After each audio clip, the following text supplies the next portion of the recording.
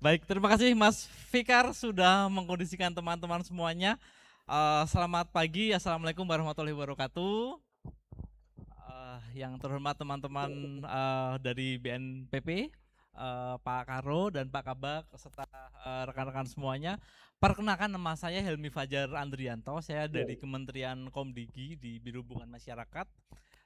Kemudian saat ini saya selain sebagai ketua tim pengelolaan media yang memang menangani sosial media Kementerian Komdigi, saya juga sebagai penata humas ahli media di Kementerian Komdigi.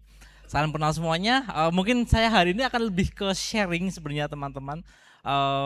Kebetulan saya mengerjakan duluan dibanding teman-teman, jadi mungkin dari sisi knowledge saya dapat duluan. Tapi sebenarnya sama saja. Nanti ketika teman-teman sudah mulai masuk mempelajari, atau mungkin yang sudah existing menangani terkait dengan konten ini, kemungkinan besar bukan hal yang baru bagi teman-teman, ya itu hal yang umum dilaksanakan oleh teman-teman semuanya. Sebelum masuk ke materi, mungkin boleh ke Mentimeter tadi Mas. Jadi saya pengen tahu nih, oh iya, tadi diinfokan Pak Kabak Aji juga, ternyata ada teman-teman dari PLBN yang online ya, Pak Aji, ya ada sekitar 50 online. Yang online selamat datang semuanya, walaupun posisinya tidak di Jakarta, namun insya Allah ilmunya bisa tetap tersampaikan. Nanti teman-teman di online juga bisa langsung mempraktekkan apa yang akan kita diskusikan di hari ini. Nah, oke. Sebelumnya saya pengen tahu nih, teman-teman ini dari mana aja sih? Boleh nggak dibantu untuk scan QR code di depan? Atau teman-teman bisa pakai browser di handphone ataupun di laptop, masuk ke menti.com, kemudian dengan masukkan kode 83204631. Boleh di switch ke mentimeter.com-nya Mas?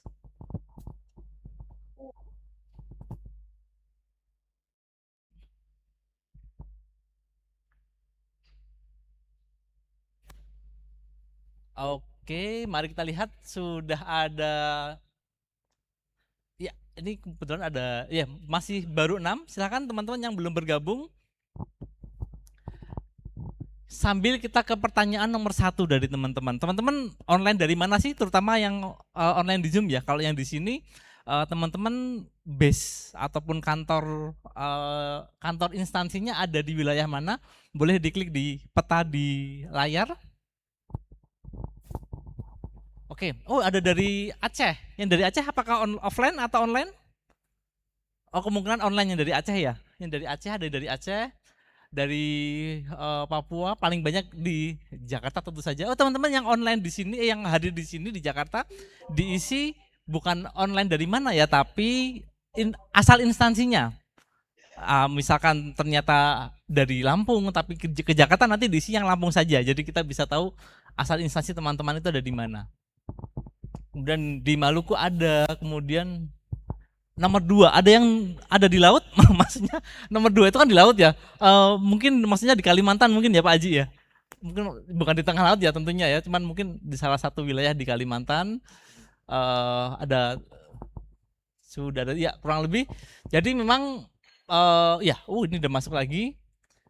Oh, itu kemungkinan nomor 2 itu Entikong ya Pak Haji ya, yang di atas Kalimantan. Kemudian di ujung Papua kanan itu ada Merauke ya, mungkin ya nomor 2 di bawah ya Pak Haji ya. Dari Merauke selamat datang juga. Ya paling banyak dari Jakarta tentu saja. Cuman mungkin dari teman-teman yang di wilayah-wilayah perbatasan, saya juga ingin menyapa. Kalau salah ada yang dari wilayah perbatasan Timor Leste ya Pak Haji ya. Di PLBN Timor Leste belum absen nih. Semoga ada yang hadir. Oke. Itu ada di laut ya, ada di Australia ya, sekitar Darwin kalau salah di bagian bawah. Nggak apa, itu ada yang ngetek di laut, kemudian ada di ya. Kurang lebih itu ya teman-teman ya. Jadi teman-teman ada yang sudah hadir dari Aceh sampai dari Sabang sampai Merauke sebenarnya sudah hadir di sini, baik yang online maupun offline. Saya akan masuk ke pertanyaan selanjutnya teman-teman untuk bisa lebih mengetahui teman-teman lebih jauh. Boleh dibantu next slide Mas Polmer? Oke, sudah berapa lama teman-teman membuat konten, baik konten yang ada di kantor maupun konten yang ada di sosial media masing-masing? Karena terkadang di kantor nggak perform tapi di sosial medianya pribadinya bagus, itu berarti kan dia ada pengalaman. untuk bisa membuat konten sosial media. Oke. 1 tahun.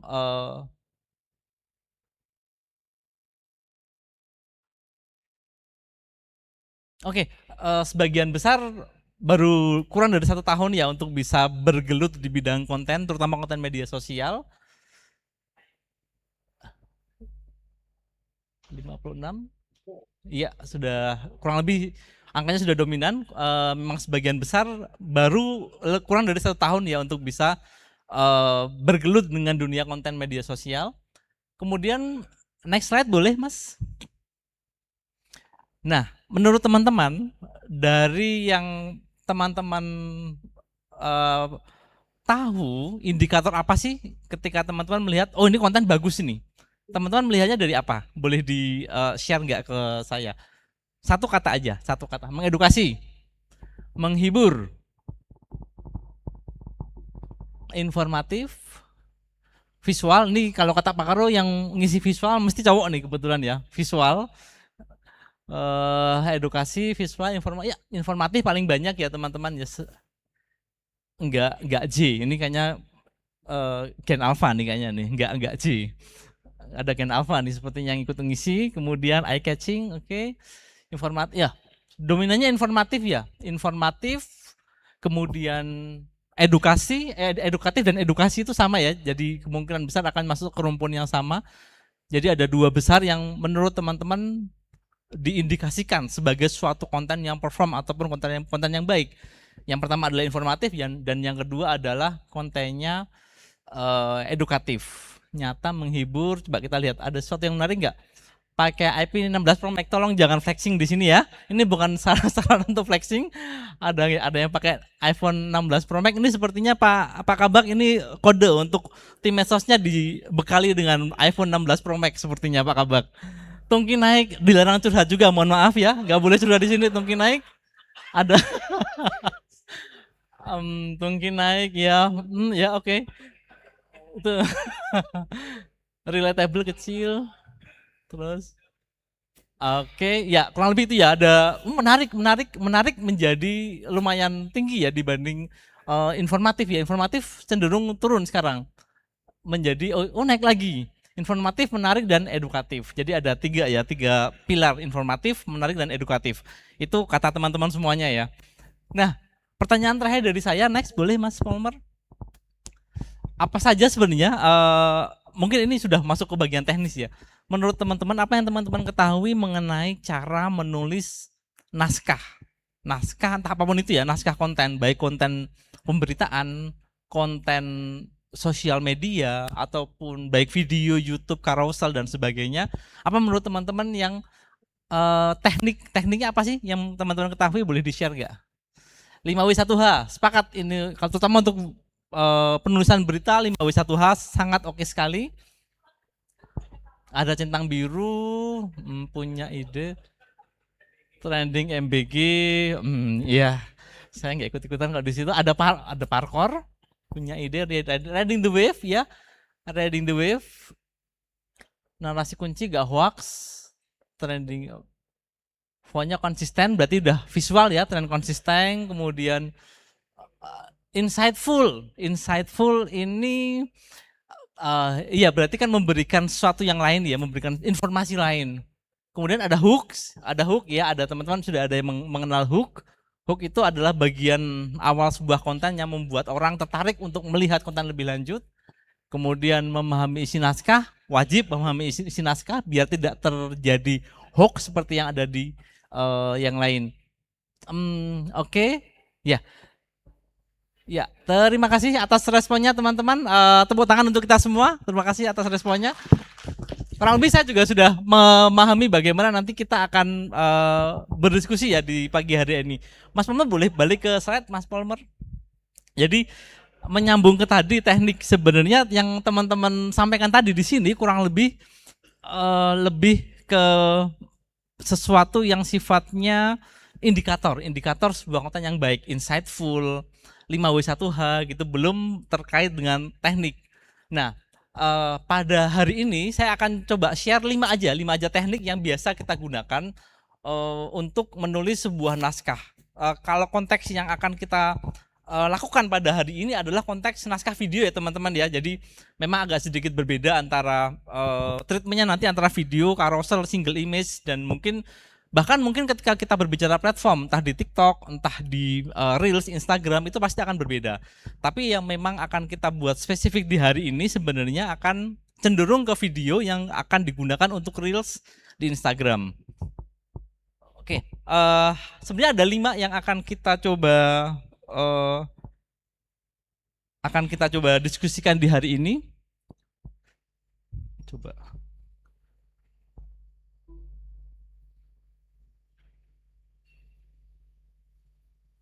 Oke, yang pertama teknik untuk menulis naskah adalah informasional, straight to the point. Nanti kita akan diskusi detailnya di belakang ya. Kemudian yang kedua, boleh di next Mas, sepertinya ada permasalahan dengan, oh ini. Oke, data driven, kemudian trend based. Kalau tadi sempat teman-teman di word cloud itu ada tap in momentum ataupun mengikuti trend, itu nanti arahnya akan ke trend based. Kemudian yang selanjutnya adalah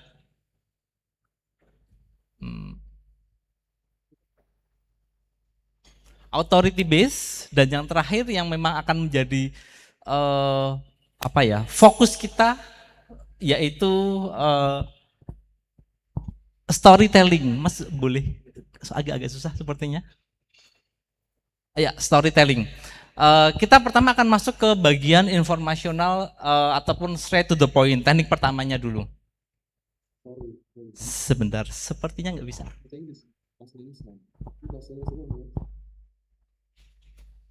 Oke, teknik pertama ini informasional. Karakteristik utamanya adalah umumnya mudah dan cepat dikonsumsi oleh masyarakat. Sangat straight to the point. Kemudian selanjutnya nomor 2 adalah tujuan dari konten yang dikembangkan dengan teknik ini adalah lebih untuk memberikan informasi saja, bukan ditujukan untuk mengubah perilaku. Jadi ya udah FYI aja sebagai informasi buat teman-teman, tanpa ada, kalau dikomunikasi tanpa ada pesan yang memang bertujuan untuk mengubah perilaku seseorang. Kemudian yang ketiga adalah cenderung bersifat satu arah, jadi kurang interaktif untuk teknik ini. Dan yang keempat adalah biasanya digunakan untuk konten-konten yang sifatnya pengumuman ataupun maklumat ataupun statement yang memang sifatnya satu arah seperti poin 3 tadi. Next Mas, boleh? Oh, boleh back lagi nggak Mas? Aku pengen liatin videonya dulu.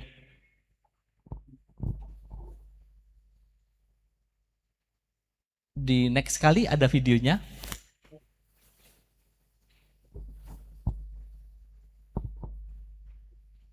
Boleh di enter sekali Mas? Oh, soundnya nggak ada ya? Suaranya nggak masuk?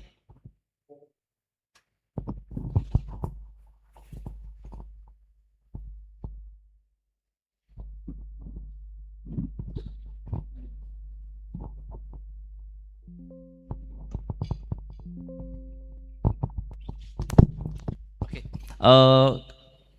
Salah satu konten yang memang ada di kami biasanya kalau informasional ini biasanya terkait dengan pengumuman untuk seleksi CPNS misalkan, seleksi ASN, kemudian seleksi penerimaan pansel, penerimaan komisi-komisi, biasanya akan di sini. Astagfirullahaladzim. Nah, ini contoh untuk orang kita informasi nggak boleh yang straight sakit to the bro. point. Strong. Oh, ini gue sakit gara-gara TPA, pasti TPA ini mah. Kayaknya gue sakit deh, tapi mau ke dokter macet. Aduh sakit, langsung berobat ke Jakarta aja apa ya? Ke Siloam atau ke RSPI ya? Aduh sakit juga nih. Apa langsung ke Singapura aja kali ya? Nah, ini sifatnya informasional saja sebagai informasi. Tentunya kalau ini dikemas Ini orang-orang Depok. Ya, dikemas dengan lebih ringan ataupun lebih relate dengan kita, dengan relate dengan orang Depok mungkin ya, kalau misalkan yang tinggal di Depok. Boleh next Mas, kita akan ke ini orang-orang Depok. Oh ya, ya ini oke. Siap, thank you Mas Fikar. Yang kedua adalah data driven. Data driven ini ada beberapa karakteristik. Yang pertama, biasanya karena judulnya aja data, jadi isinya adalah data. Biasanya ini bentuknya infografis yang dimotionkan, rata-rata seperti itu. Dan tujuannya biasanya untuk memperkuat suatu argumen. Jadi jarang sekali informasi ini berdiri sendiri. Biasanya ketika ada program pemerintah, kita ingin mengklaim bahwa program itu sukses, biasanya kita akan menampilkan data. Jadi jarang berdiri sendiri, kecuali biasanya beberapa akun kayak akun kata data, kemudian kumparan yang memang mereka banyak berkutat dengan data. Tapi pun biasanya mereka juga pasti akan memberikan konteks data itu. Jadi biasanya teknik data driven ini bukan teknik yang berdiri sendiri, tapi dia mendukung teknik yang lainnya. Kemudian biasanya akan menyederhanakan hal-hal yang rumit. Misalkan teman-teman perlu, berapa ya kira-kira bagaimana capaian MBG saat ini seperti apa. Itu kan sesuatu yang rumit, tetapi biasanya akan dikuantifikasi dan dihasilkan dengan angka. Nah, proses kuantifikasi ini akan mempermudah atau menyederhanakan insight yang biasanya akan rumit menjadi lebih sederhana dengan adanya data angka ini. Kemudian yang keempat adalah dengan adanya data itu bisa meningkatkan kredibilitas suatu konten, karena dasar dari konten tersebut, dasar dari argumen berdasarkan data driven, sehingga bisa lebih meningkatkan kredibilitas suatu konten. Saya berikan contoh satu video untuk data driven ini.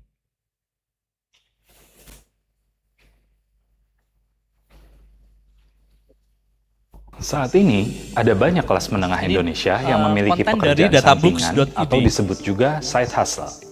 Biarpun sudah punya gaji, mereka tetap berusaha mencari uang tambahan. Terkait dengan side hustle. Kenapa side hustle menjadi tren di kalangan kelas menengah? Selain mari kita ungkap datanya. Pekerjaan utamanya menurut mereka data masih BPS, menggunakan pekerjaan kelas yang menengah adalah kelompok masyarakat dengan pengeluaran bulanan antara 2 juta sampai 9,9 juta per orang. Angka Selain yang itu, ada juga kelompok menuju kelas menengah atau aspiring middle class yang pengeluaran bulanannya antara 875.000 sampai 2 juta per orang. Jika digabung, dua kelompok ini menyumbang sekitar 81% dari total konsumsi rumah tangga ada Indonesia. Persentase, ada angka, artinya, data. Mereka itu punya peran krusial bagi perekonomian. Karena memang based Tapi, on data. menurut data yang kami...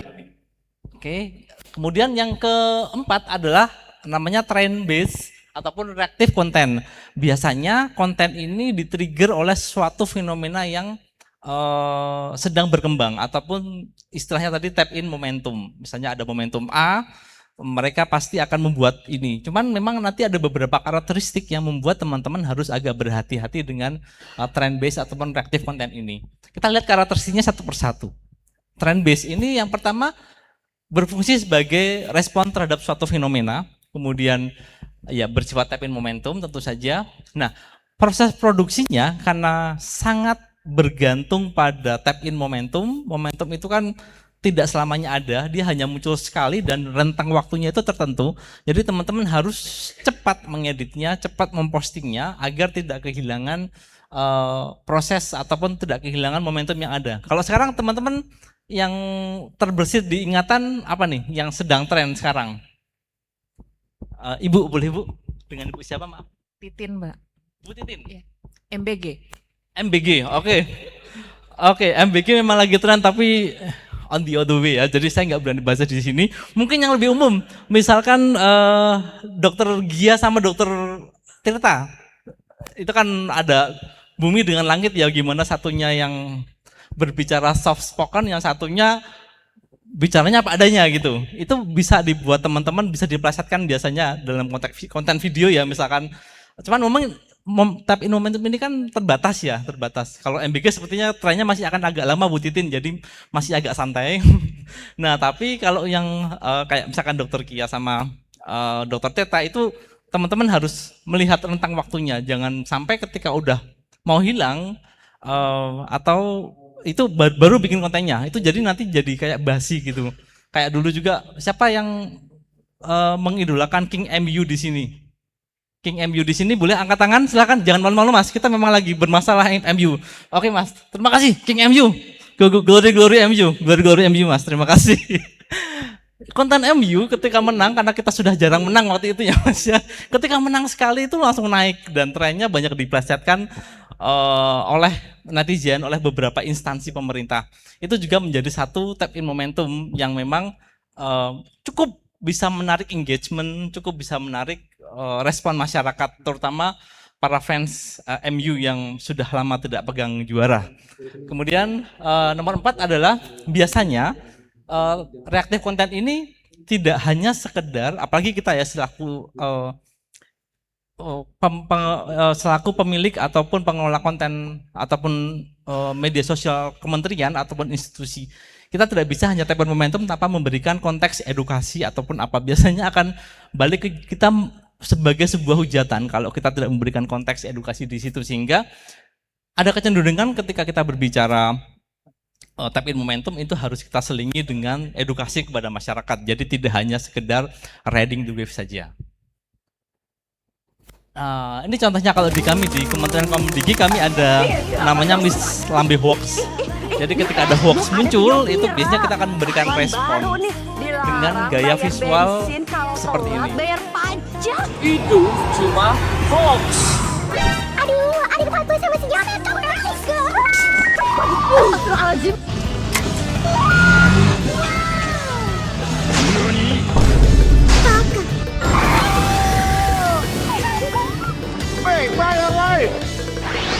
Nah, biasanya kita akan merespon hoax-hoax yang sedang tren waktu itu di masyarakat dengan konten-konten visual. Belum ada aturan nasional yang melarang pembelian BBM bersubsidi jika telah membayar pajak kendaraan. Adapun pajak kendaraan bermodal. Nah, yang keempat adalah authority base. Nah, ini yang paling sering kita lakukan terutama di Komdigi di era Presiden Prabowo ini, banyak sekali konten-konten yang dikembangkan dengan konteks authority base. Karakteristiknya adalah yang pertama kita menampilkan tokoh lembaga sebagai karakter utama dalam konten. Kemudian pesan yang disampaikan tentu saja dari sudut pandang lembaga. Dari sudut pandang kita sebagai institusi, kita memberikan informasi kepada masyarakat. Kemudian kurang memicu emosi audiens, kecuali memang ada slip of tongue atau ada kepleset kata-kata yang memang menjadi blunder, itu biasanya akan menjadi hal tersebut. Cuman idealnya itu tidak memicu emosi audiens dalam arti positif ya, bukan emosi dalam arti negatif. Jadi ini artinya emosi dalam arti positif untuk bisa lebih mengefektifkan konten tersebut. Kemudian yang keempat adalah performa konten sangat bergantung pada karakter utama yang ditampilkan. Performa konten. Jadi kalau misalkan yang tampil itu kurang populer ataupun mungkin dari masyarakat tidak memahami, misalkan yang tampil di BNPB Aldi Taher misalkan sekarang jualan Aldi's Burger di Entikong misalkan, itu akan bisa lebih banyak mengundang review konten ataupun interaksi dengan orang-orang, dan kemungkinan besar akan bisa perform kalau kita posting di saat-saat ini. Tapi ketika kita Sony Wakwow, mungkin masih ada ingat nggak Sony Wakwow? Sony Wakwow kan dulu pernah naik, cuman sekarang sudah mulai turun. Misalkan itu yang tampil mungkin akan kurang perform dibanding ketika yang tampil adalah Aldi Taher. Nah, contoh dari yang misalkan di kami ada statement mengenai PP Tunas, itu benar-benar pure. Hari ini kami mengeluarkan peraturan menteri turunan Menteri, dari PP Tunas. Selaku Melalui peraturan karakter ini, utama dalam kontennya. akses akun anak di bawah 16 tahun Positifnya pada konten ini relatif lebih mudah bagi editor, masuk media karena sosial dan ya hanya seperti ini aja, paling editor lebih ke menjadi menambah negara non barat pertama dalam caption, penundaan akses anak di ruang label, digital kemudian sesuai juga usia. menjahit Dasarnya jelas, anak-anak kita menghadapi ancaman yang semakin angle-angle nyata. video, Mulai jadi dari relatif paparan lebih pornografi, sederhana dari sisi perundungan editingnya. siber, penipuan online, dan yang paling utama. Nah, yang terakhir Halo, Ma. adalah storytelling. Ini yang akan kita coba bahas dan kita coba implementasikan pada hari ini sebagai salah satu teknik utama ya, sebagai salah satu teknik utama yang akan kita coba implementasikan dalam soal-soal yang sudah diberikan panitia tadi. Mas Dilan dan teman-teman sudah memberikan kertas-kertas, ada 4 pokja yang masing-masing terdapat permasalahan yang harus teman-teman. Udah nyala kan ini, Bu? Ya, Ini salah satu video storytelling yang mungkin teman-teman pas Ramadan kemarin sangat mengena. Disclaimer, ini bukan iklan Toyota, saya tidak dibayar Toyota untuk mengiklankan ini. Ajak anak-anak jalan-jalan, biar semangat mereka puasanya. Lihat nih, si ibu masak kayak buat sekampung. Waalaikumsalam. Emang sekampung sih, tetangga pada mau bukber, sekalian nongkrong, biar kayak anak muda kan? Buruan, sudah ditungguin ini sama opor kasibuk. Kapan kalian pulang?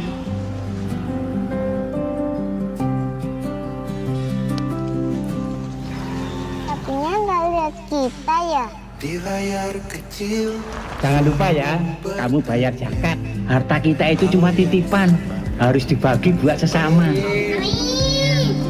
Tentang waktu, tentang rindu, tentang hari yang panjang di luar rumah.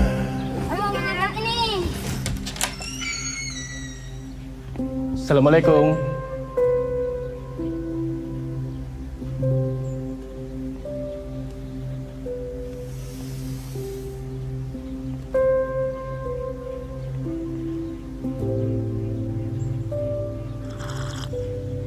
Hai.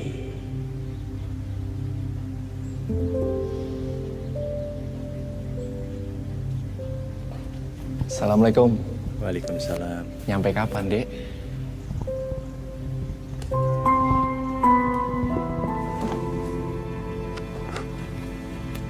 Kan enak toh kalau ngumpul. Bagaimanapun kalian saudara, walaupun kita sudah nggak ada. Katanya pulang biar bisa duduk sebentar. Lebaran kan cuma setahun sekali. Kalau bisa pada pulang ya. Tetap rumah. Ya, itu videonya sangat kuat sekali storytellingnya. Kesan yang pertama muncul ketika, kenapa ini relate ya? Karena ini sangat pertama mudik itu kan jadi hal yang sangat kental di budaya kita ya. Dia memanfaatkan dengan baik konten itu, kemudian juga budaya ketemu orang tua dan sebagainya. Jadi sangat mengena dari sisi emosi. Nanti kita coba breakdown satu persatu, part demi part, bagian demi bagian dari video ini, sehingga nanti bisa teman-teman adopsi ataupun diadaptasikan ke konten-konten storytelling yang akan teman-teman buat nantinya di kesempatan hari ini. Nah, bahkan video tadi menjadi salah satu pivot untuk konten-konten milik Toyota yang lain seperti ini. Ini mereka membuat konten review. Halo Ma. Video-video konten review terkait dengan video yang tadi. Kita buka puasa bareng ya di rumah. Hampir semuanya perform kalau kita melihat di nanti akun Instagramnya Toyota ID. Jadi mereka memainkan emosi, memainkan Mama sih sesuatu yang relate dengan masyarakat kita. Mama sih.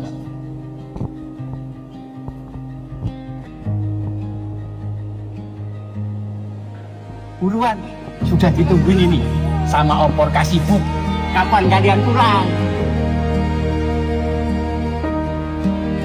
Assalamualaikum. Hai. Nah, itu salah satu contoh video storytelling yang menurut saya sangat tepat untuk dijadikan sebagai contoh nanti teman-teman untuk bisa mengembangkan storytelling versi teman-teman semuanya. Nah, mari kita coba breakdown apa itu storytelling. Storytelling ini sudah terbukti sukses untuk bisa menemani kisah hidup manusia dari zaman prasejarah hingga saat ini. Ketika kita berbicara zaman prasejarah, zaman dulu kan kita sering melihat adanya peninggalan-peninggalan budaya-budaya berupa lukisan-lukisan di gua, kemudian budaya tutur itu sudah ada sejak zaman prasejarah.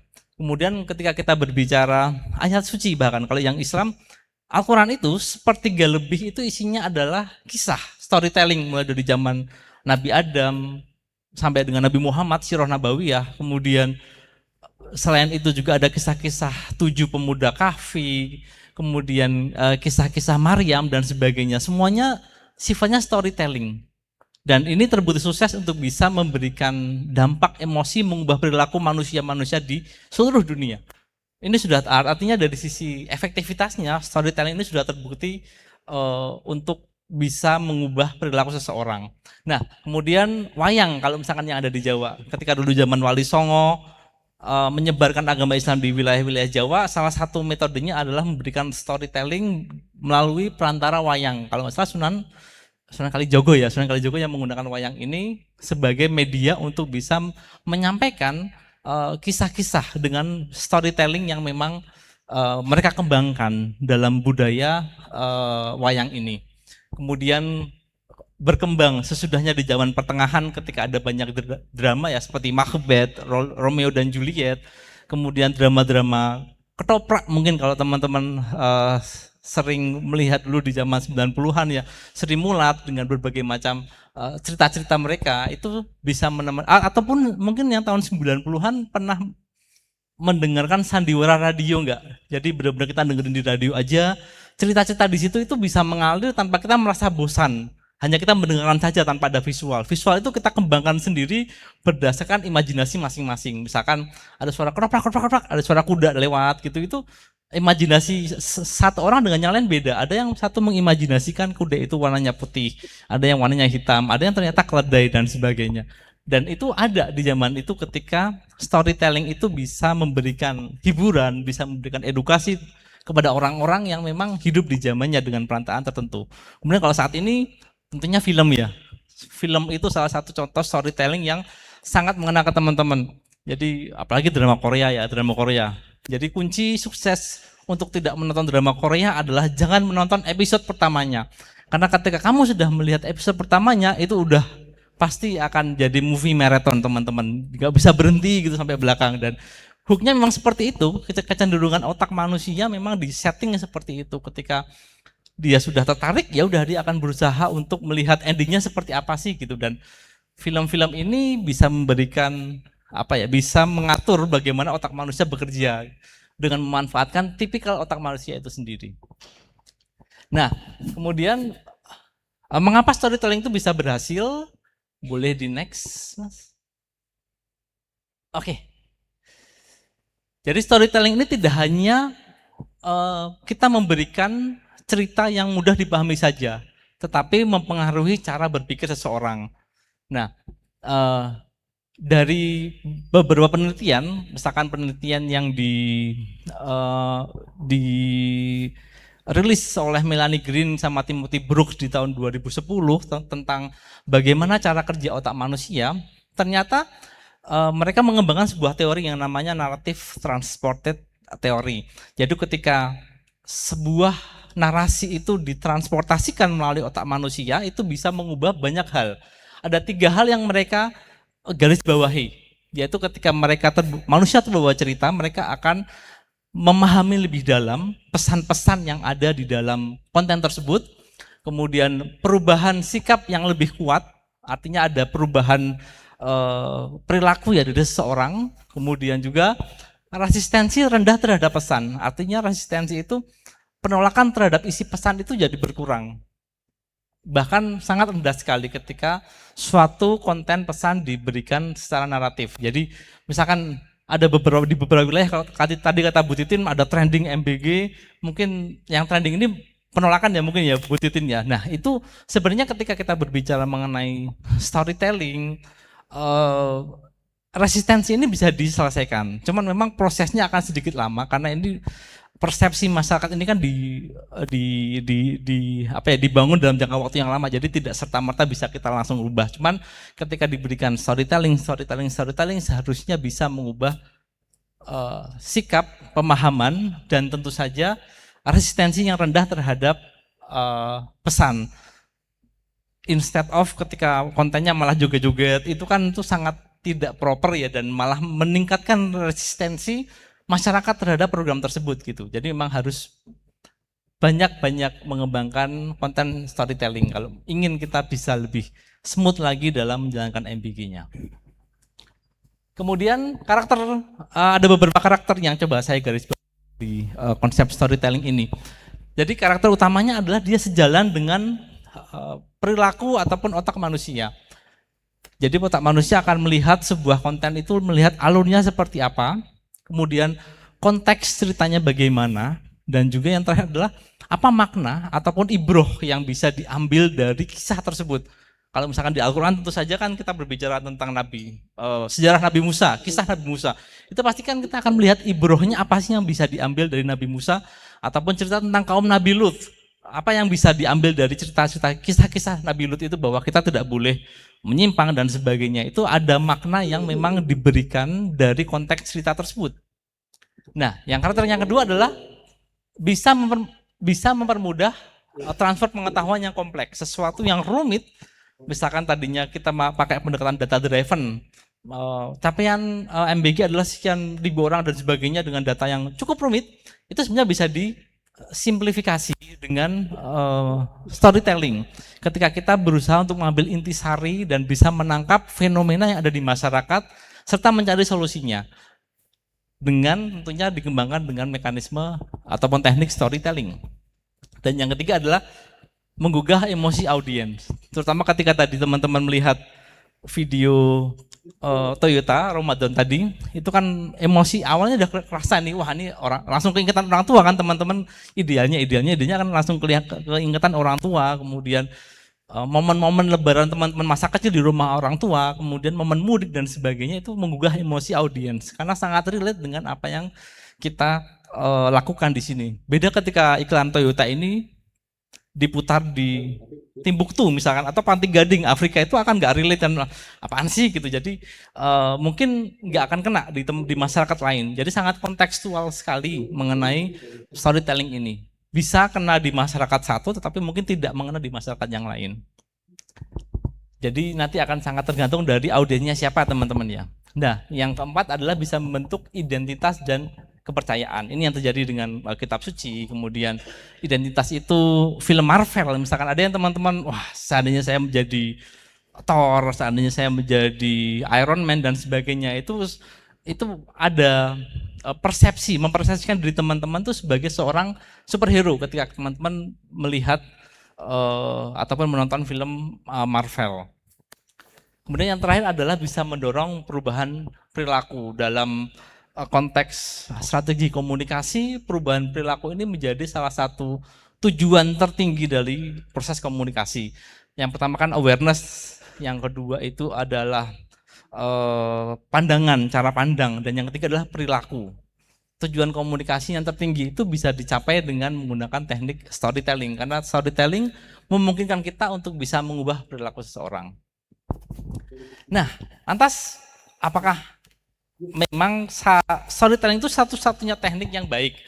Jadi kalau dari hal ini saya lebih berpendapat konten efektif jika ada kombinasi dari beberapa teknik. Jadi tidak full semuanya storytelling. Tadi ingat nggak teman-teman ketika ada di video Toyota tadi ada bagian ketika di situ disampaikan konsumsi BBM 28 km per liter. Itu kan data driven ya. Data driven. Itu data driven dimasukkan ke situ. Kemudian kalau untuk apalagi misalkan informatif juga data driven tadi selain dia berfungsi sebagai untuk meningkatkan kredibilitas, dia juga bisa memberikan informasi bahwa produk tersebut adalah irit dengan menggunakan data driven. Jadi memang idealnya storytelling ini benar-benar pure kita implementasikan ketika ada di hook ataupun di depan. Jadi di depan itu kan langsung menggugah emosi tuh, tiba-tiba ada seorang ayah tua yang selfie di depan dan dia bukan pakai shoot kamera biasa ya, dia pakai kamera selfie seolah-olah ya tuh relate kayak misalkan udah on belum gitu, maksudnya mencerminkan kegaptekan orang tua. Itu kan yang sangat relate dengan apa yang sudah kita persepsikan di orang-orang ataupun generasi boomers, dan itu ditampilkan dalam konten tersebut sebagai sebuah hook yang bisa mengundang orang untuk apaan sih nih, kayak menarik deh gitu. Jadi orang akan berusaha untuk stay di sana.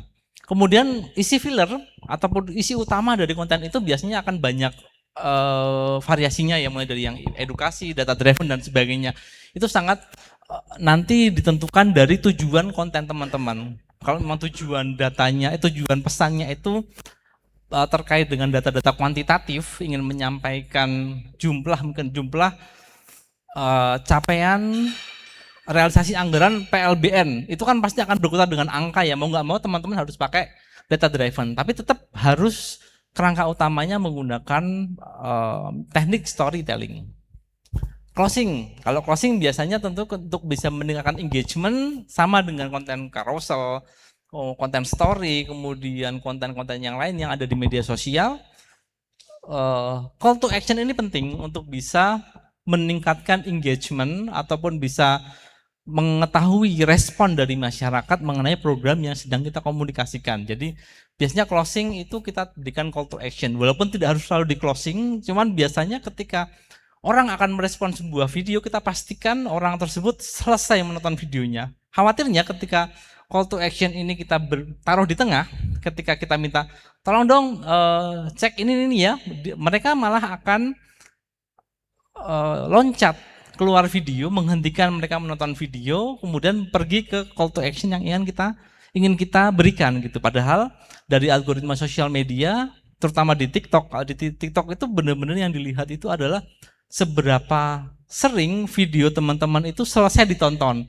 YouTube juga hampir kurang lebih sama. Jadi menit melihat itu sangat penting, sehingga teman-teman harus memastikan audiens teman-teman itu harus menyelesaikan menonton hingga akhir, sehingga nanti matriksnya di video tersebut menjadi bagus. Sehingga idealnya call to action yang memang rata-rata akan pergi ke landing page yang lain, pergi ke action lain di luar nonton video, itu taruh di bagian paling belakang untuk memastikan mereka selesai menonton video hingga akhir. Oke, saya coba breakdown tadi video yang ada di video Toyota tadi ya teman-teman ya. Jadi mungkin struktur ini nanti bisa teman-teman implementasikan ketika mengerjakan tugas Pokja tadi ya. Jadi sebenarnya ada 7 tahapan ataupun story arc ataupun alur cerita dari sebuah storytelling ini seperti apa. Yang pertama, story arc ini saya based on video Toyota tadi ya teman-teman ya, analoginya. Jadi nanti teman-teman bisa mengadaptasi ataupun mengadopsi dengan konteks ataupun case yang sedang teman-teman ingin buat kontennya. Yang pertama adalah hook atau opening. Nah, di awal video ini membuka dengan relasi emosional dengan memperlihatkan ada seorang bapak-bapak tua sedang melihat handphone, kemudian sedang menyapa anaknya yang ada di ujung sana ataupun di ujung wilayah yang tertentu, karena dia sedang merekam video untuk dirinya sendiri yang akan di-share ke orang tua ke anaknya. Kesan yang timbul yaitu bisa memberikan rasa hangat, kemudian emosional. Jadi di awal video ini sudah men-trigger emosi dari penontonnya. Kemudian POV self recording ini membuat teman-teman kita melihat apaan sih nih, ada bapak boomers yang sedang membuat video, itu biasanya akan karena sesuatu yang unik ya dan terkesan lebih natural, lebih private. Ini tidak sama sekali tidak mengindikasikan bahwa ini iklan gitu. Biasanya kalau misalkan teman-teman tahu ini iklan nih, jadi akan langsung scroll kan. Cuman ketika ada POV self recording ini, teman-teman tidak mengira bahwa ini iklan sebenarnya. Apalagi kalau misalkan teman-teman melihat iklan dari Thailand ya, biasanya iklan Thailand itu kan unik-unik ya, dan endingnya itu sangat twisting sekali. Oh ternyata iklan asuransi, ternyata iklan genteng yang kita tidak menyangka. Oh ternyata itu ada iklan gitu. Padahal sebenarnya itu cerita natural seperti biasa aja gitu. Nah, yang pertama adalah hook atau opening. Kemudian yang kedua yang ada di video itu adalah build up. Build up itu sebenarnya dari si pengarang ataupun pembuat naskah berusaha untuk memasukkan premis-premis kepada otak teman-teman ini sebelum nanti ke bagian klimaksnya di bagian ke pojok bawah itu 5, di bagian kelima. Jadi di sini dibangun ritual sosial keluarga seperti apa ketika Ramadan karena konteksnya Ramadan. Ketika Ramadan berbelanja takjil, kemudian orang tuanya menyiapkan buka puasa dan sebagainya. Ini menegaskan adanya upaya dari si pembuat konten ini untuk bisa membuild up emosi-emosi, mempersiapkan emosi teman-teman untuk mencapai emosinya di bagian paling belakang nanti di tahap nomor 5. Nah, kemudian tahap ketiga ini transition. Nah, transition ini menjadi salah satu yang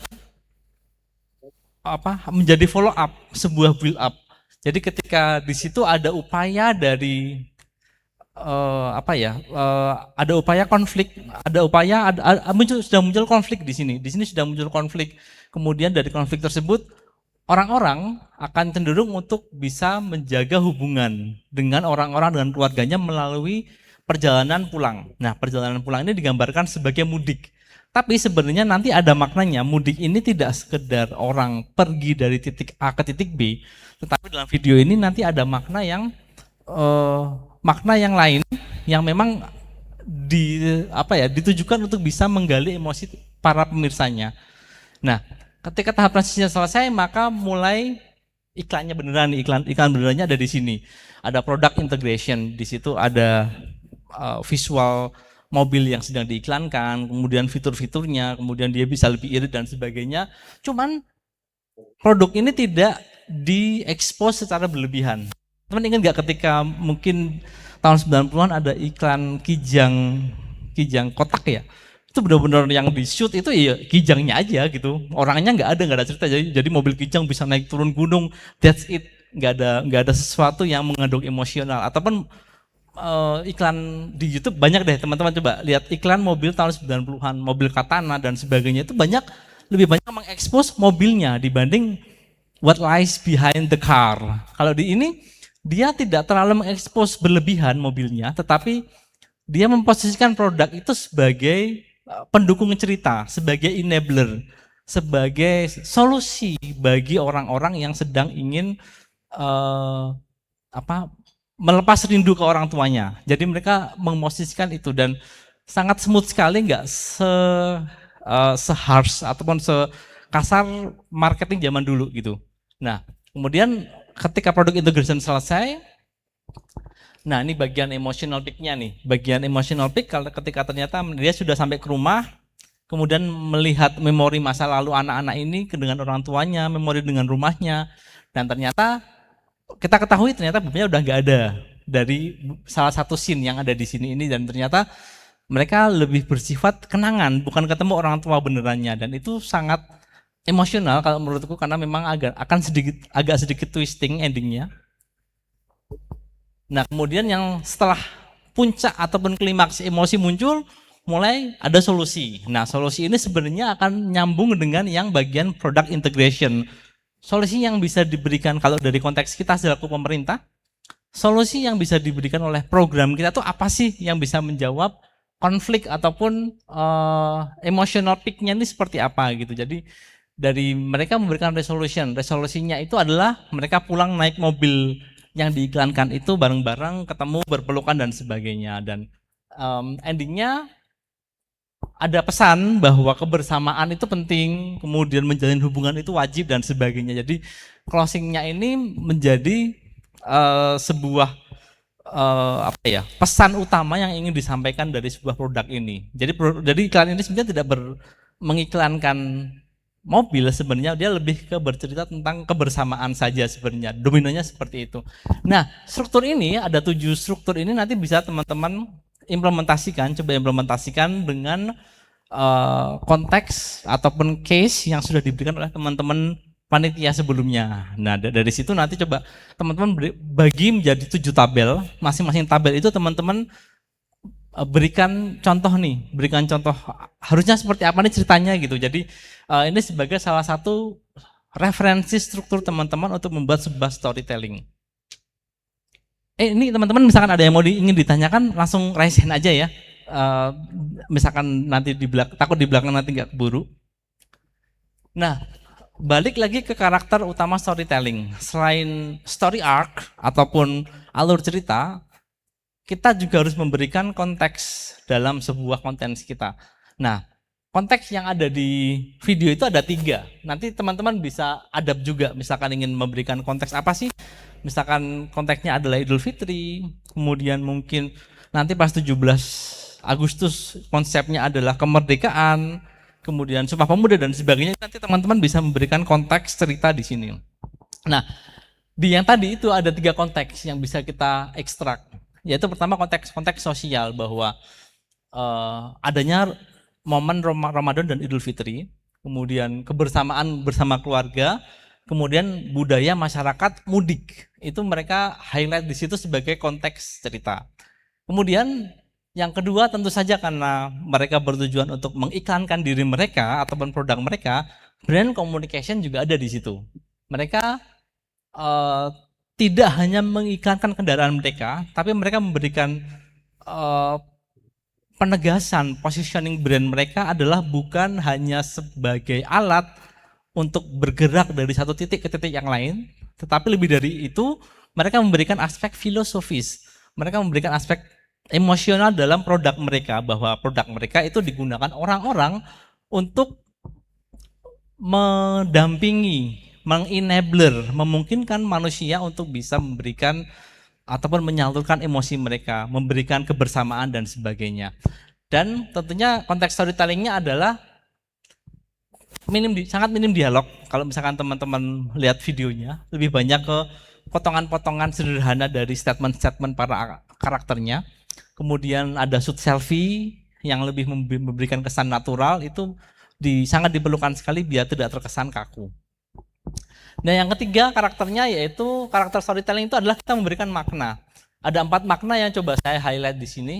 Yang pertama tentunya makna kebersamaan.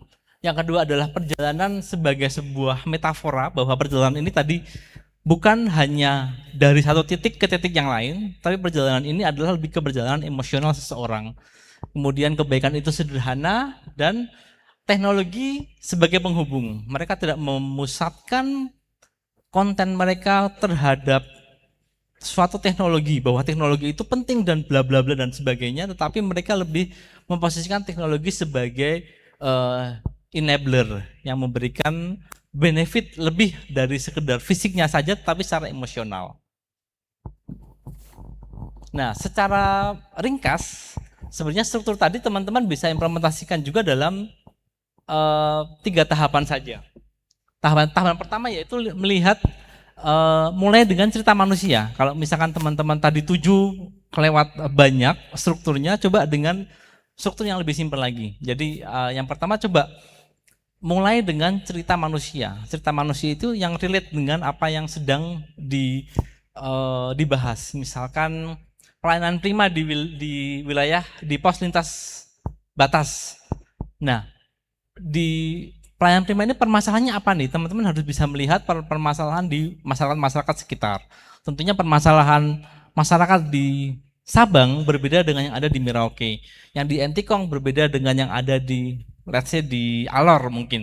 Sehingga teman-teman harus bisa menangkap cerita manusia ini apa sih? Permasalahan yang manusia-manusia yang terjadi di manusia-manusia ataupun masyarakat teman-teman itu di sekitar teman-teman apa saja.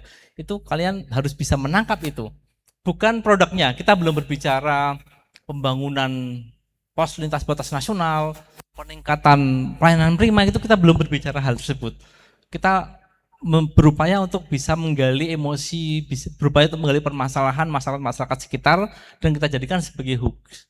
Kemudian setelah itu muncul, nah itu teman-teman coba untuk men-highlight konflik yang relate ataupun konflik yang memang terjadi di wilayah tersebut. Konflik itu tidak harus selalu peperangan ya teman-teman ya. Bisa ada permasalahan utamanya seperti apa dan sebagainya. Nah, kemudian yang ketiga adalah baru teman-teman bisa menyelipkan peran kebijakan itu terhadap permasalahan yang ada. Jadi produk kebijakan itu menjadi solusi. Jadi bukan mengiklankan peran kebijakan sebagai suatu hal yang informatif, tetapi kita posisikan kebijakan tersebut sebagai solusi. Ini 3 step yang mungkin bisa lebih sederhana yang bisa teman-teman implementasikan ketika nanti membuat naskah. Nah, infonya ini naskah itu harus jadi salah satu output teman-teman ya di sini ya.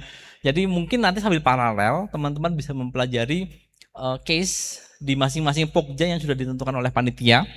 Di situ nanti teman-teman akan melihat case-nya seperti apa. Nanti coba diimplementasikan dengan struktur-struktur aja. Misalkan ada yang ingin membuat video yang agak panjang, baiknya sih pakai yang 7 step tadi, 7 struktur yang sebelumnya. Tapi ketika video TikTok yang hanya 30 sampai 45 detik, itu kalian coba deh dengan story atau journey yang ada di layar ini. Jadi cuma ada 3 step saja.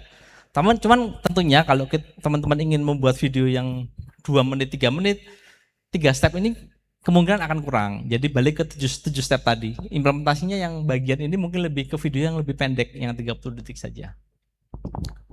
Nah, saya ingin memberikan sedikit insight. Mungkin teman-teman juga sudah mengetahui juga ya. Cuman saya ingin coba menegaskan bahwa video itu unik. Karakter video yang ada di sosial media, terutama di Reels dan TikTok ini memiliki karakternya masing-masing. Akan tidak bijak ketika kita mendevelop video untuk Reels, di saat yang sama kita mempostingnya juga untuk TikTok. Itu karena karakternya sangat berbeda antara dua platform itu. Jadi sah-sah saja sebenarnya, tapi jangan berharap videonya akan perform ataupun mendapatkan engagement yang bagus di TikTok. Misalkan di Reels berhasil, di TikTok belum tentu, dan vice versa.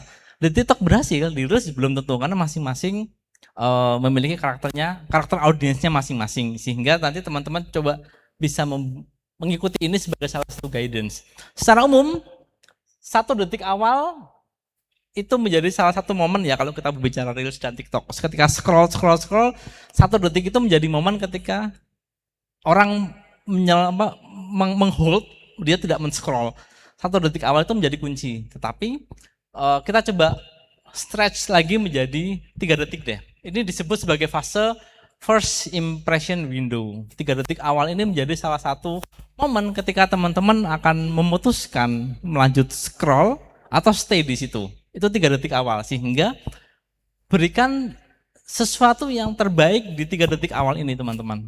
Hook, kemudian sesuatu yang wow, taruh di bagian 3 detik ini untuk bisa memastikan audiensnya berhenti scroll. Nah, ketika 3 detik, kemudian ada lagi nanti threshold yang kedua, yaitu attention drop off curve. Itu antara 3 sampai 10 detik. Ketika di antara 3 hingga 10 detik ini teman-teman kontennya itu pace itu kecepatan storytellingnya lambat, kemudian alurnya juga tidak tahu akan kemana, kemudian juga membosankan, maka besar kemungkinan orang akan berhenti menonton. Jadi 3-10 ini, jadi 3 detik awal teman-teman itu sudah menghentikan orang untuk scroll. 3-10 detik teman-teman memastikan dia akan melanjut nonton apa tidak gitu. Nah, jadi untuk 3-10 detik ini harus dipastikan kontennya tidak membosankan, alurnya jelas, kemudian pace penyampaiannya juga tidak terkesan lambat. Itu kunci di 3-10 detik. Nah, setelah 10 detik ke atas itu baru mulai ada engagement threshold. Sudah mulai turun nih orang akan sudah mulai ngikutin videonya sampai akhir, bahkan mungkin bisa sampai selesai ya. 3-10 detik akhir ini sudah mulai teman-teman build up emosional, kemudian filler iklan produknya itu kayak misalkan tadi deh di iklan Toyota tadi kan iklan produknya itu diberikan di 1 menit ke atas, bahkan ketika sudah ada hooknya, sudah ada emotional build up-nya, kemudian sudah ada transition-nya, baru mereka memasukkan part yang mungkin buat kita paling membosankan, yaitu iklan produk itu sendiri gitu. Iklan produk itu ditaruh di tengah, dan itu pun nggak banyak ya, sehingga posisi di tengah itu orang sudah mulai nyaman dengan nonton videonya dan ingin menonton sampai akhir. Endingnya kayak gimana sih? Ketika momen itu mereka baru menyampaikan apa sih yang mereka jual gitu. Bukan tiba-tiba di depan hooknya adalah tiba-tiba ada mobil nangkring gitu, nggak seperti itu. Kalau seperti itu pasti orang akan tahu iklan, akan ke skip. Kemudian ketika mengetahui tentang karakter umum videonya ini, nah kita akan coba melihat perbedaan antara Instagram dengan Reels Instagram dengan karakter video di TikTok ya. Nanti ketika YouTube beda lagi. Cuman kemarin diinfokan panitia kemungkinan akan fokus ke 2 platform ini. Yang pertama dari struktur. Reel Instagram itu masih dimungkinkan kita untuk menonton video yang lebih panjang. Sehingga struktur storytelling bisa kita implementasikan secara utuh. Berbeda dengan TikTok.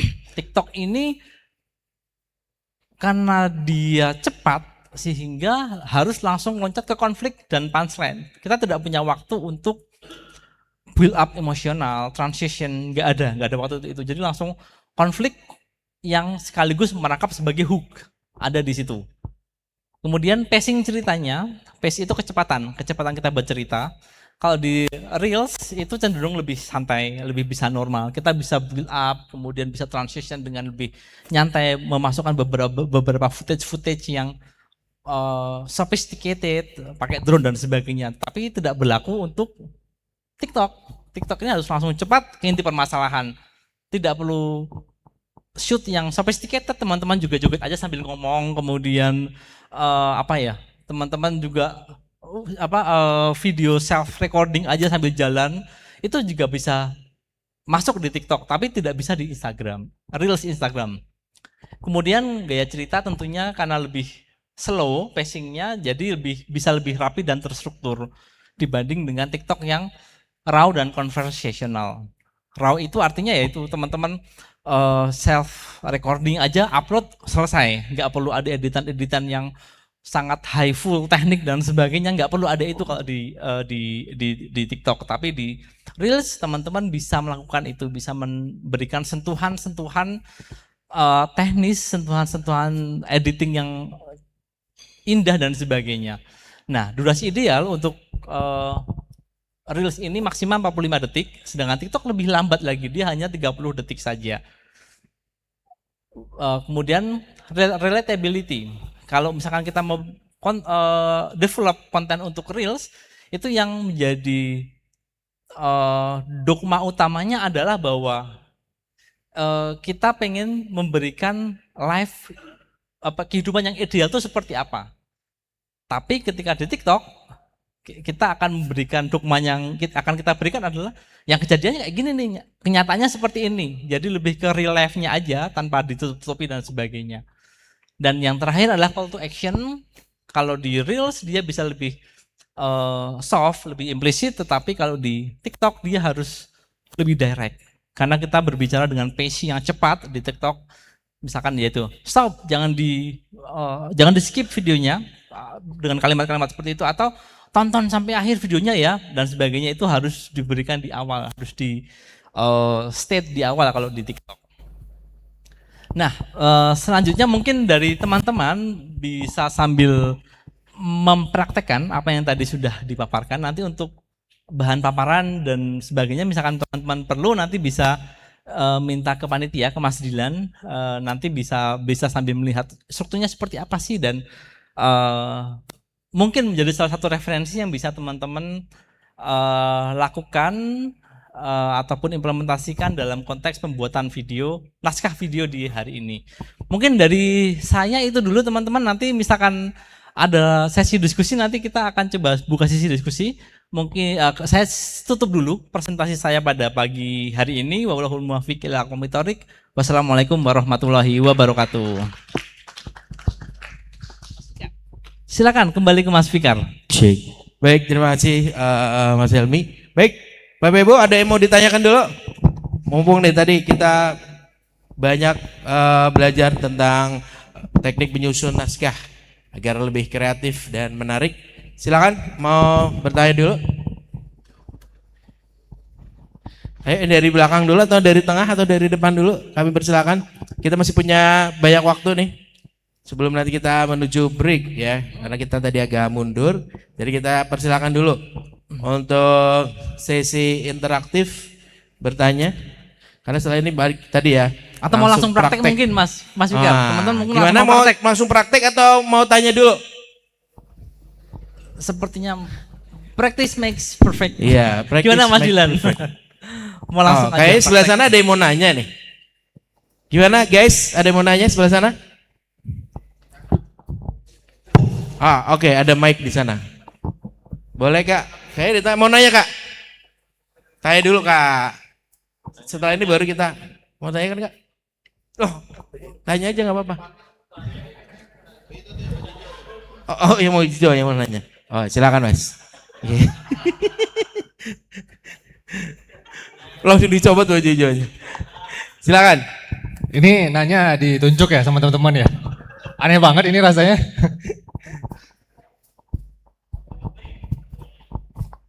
Silakan Mas. Bentar Mas, copot. Ya, sambil menunggu pertanyaan, barangkali teman-teman yang online juga ingin menanyakan sesuatu, boleh via chatbox ya. Nanti bisa kita bacakan. Baik, Assalamualaikum warahmatullahi wabarakatuh. Waalaikumsalam warahmatullahi wabarakatuh. Perkenalkan, saya Rio, kebetulan berada di unit PKPD yang mengurus terkait potensi perbatasan darat di BNPB. Mungkin saya ingin bertanya, izin. Jadi mungkin sedikit cerita ya Pak. Jadi kami dan tim ini pernah ke daerah timur. Jadi di sana terdapat kenaikan data terkait masyarakat yang menggunakan calo untuk mengurus administrasi lintas antar negara. Nah, penyebabnya apa? Di sana penyebabnya ternyata sebelumnya sistem yang dipakai adalah sistem manual. Tapi setelahnya mereka beralih ke digital dan itu menimbulkan masalah.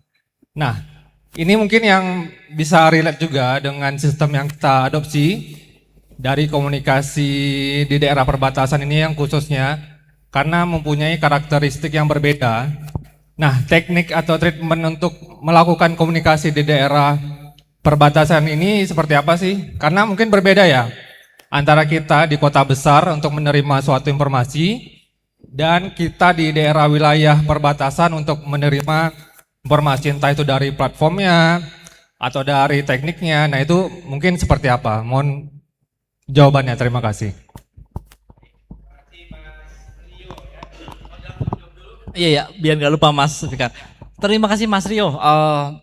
Saya coba menarik lebih tinggi lagi ya dari teknik strategi komunikasi ya. Kalau ini kan kita sudah sangat detail sekali, udah sampai level mikro. Ketika kita berbicara kanal apa yang paling sesuai untuk bisa menginformasikan keberbatasan, tentunya kita belum berbicara masalah kontennya dulu seperti apa. Tapi pertama ketersediaan kanal itu di masyarakat.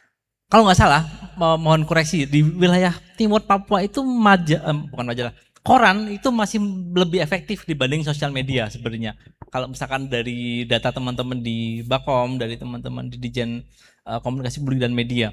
Jadi berdasarkan apa yang memang sudah ada di wilayah tersebut, sepakat sosial media belum tentu efektif untuk wilayah-wilayah tertentu ya. Kita harus melihat ketersediaannya apa saja di wilayah tertentu tersebut gitu. Dan umum kita lihat bahwa ketika kita berbicara wilayah perbatasan, sarana telekomunikasinya tidak bisa dibandingkan dengan kita yang ada di wilayah perkotaan dari sisi speed, kecepatan, kemudian dari sisi bandwidth, kemudian dari sisi ketersediaan ya, kadang biarpet pagi ada, malam nggak ada dan sebagainya. Sehingga kadang-kadang kalau kita berbicara kanal komunikasi ini harus dilihat ada pendekatan peso. Kalau teman-teman mungkin tahu ya, paid, earn, kemudian share dan juga own media. Nah, dari peso ini teman-teman coba sisir nanti Mas Rio dari teman-teman di wilayah perbatasan. Dari PESO ini apa yang teman-teman punya di BNPB itu, apa yang teman-teman mungkin upayakan dari yang sifatnya berbayar dan sebagainya.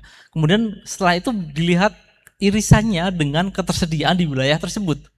Kalau misalkan ketersediaannya 50-50, dilihat perilaku masyarakatnya seperti apa. Apakah mereka lebih cenderung konvensional, kayak tadi mereka lebih senang baca koran dibandingkan dengan sosial media, itu berarti yang sifatnya paid lebih efektif. Artinya paid itu kita kerjasama dengan koran-koran setempat dibanding kita menggunakan share medianya kita di sosial media. Misalkan sosial media, akun sosial media itu maksudnya ke share media itu belum tentu efektif. Termasuk juga misalkan owned media, misalkan website, itu kalau misalkan dari internetnya tidak ada, gimana mereka akan bisa mengakses own media yang kita miliki. Sehingga kembali lagi sih pertanyaan ke apa yang teman-teman BNPP punya dari pendekatan PESO tadi, kemudian apa yang audiens wilayah tertentu itu punya, yaitu yang dimanfaatkan sih Mas Rio, sehingga menemukan celahnya. Jangan sampai kita ngomong di udara, mereka melihatnya di darat, jadi nggak nyambung sebenarnya. Jadi itu kita belum berbicara kualitas konten ya Mas Rio ya, baru kita berbicara mengenai ketersampaian sebuah pesan. Kita belum berbicara mengenai kualitas konten. Kalau sekarang, kalau yang tadi itu kita bicara mengenai bagaimana sebuah konten itu kita coba buat yang berkualitas. Nah kalau yang tadi dari Mas Rio akan lebih general lagi, akan lebih kita tarik ke strategi makronya seperti apa. Jadi memang itu tadi sih kalau dari saran saya, pastikan pesonya teman-teman yang punya apa, yang di wilayah tertentu tersebut peso yang sedang dimiliki apa, yaitu yang akan digunakan. Begitu Mas Rio, semoga menjawab tadi pertanyaan dadakannya. Oke, jadi harus diingat-ingat tadi tentang peso ya Mas, bukan pisau tapi peso. Oke, terima kasih Mas Rio. Berikutnya ada yang ditanyakan kembali? Oke, berikutnya silakan Mas. Kita berikan pesonya yang kedua. Baiknya. Ya, manfaatkan teman-teman semuanya untuk bertanya ya, karena setelah ini kita akan langsung praktek dan nanti kita akan lihat juga hasil naskah yang akan dibuat dari rekan-rekan semuanya. Ya, oke, kita langsung praktek saja. Kalau begitu, silakan Mas Helmi. Oh, ini tarifnya gimana Mas Dilan jadinya untuk praktek? Boleh dibantu nanti seperti apa? Kalau nggak salah sudah ada kertas ya di masing meja ya Mas Dilan ya.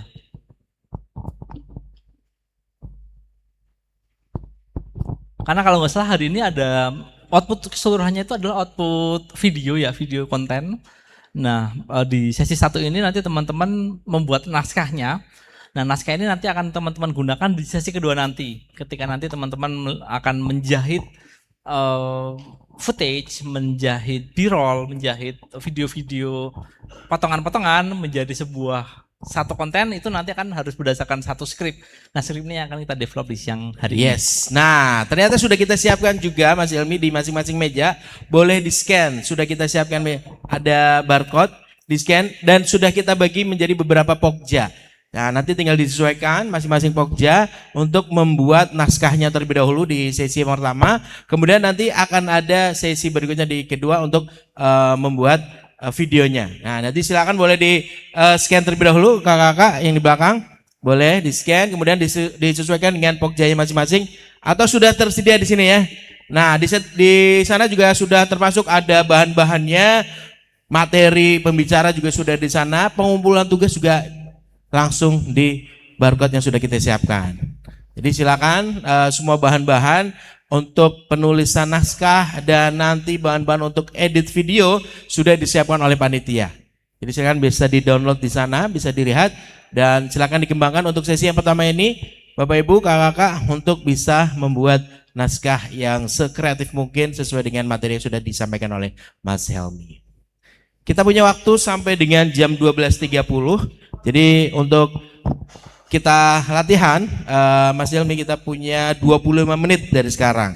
Jadi setelah itu baru teman-teman bisa submit dan nanti kita akan break terlebih dahulu nanti di jam 12.30 sampai dengan 13.30. Jadi silakan di-download dulu, dicek dulu scan barcode apa saja di sana. Nah, nanti silakan sudah dikerjakan 25 menit dari sekarang. Saya mungkin sambil nyiapkan juga ya bahannya tadi biar di PDF-in nanti biar dimasukin ke sini ya Mas. Yes. Ya, Oke.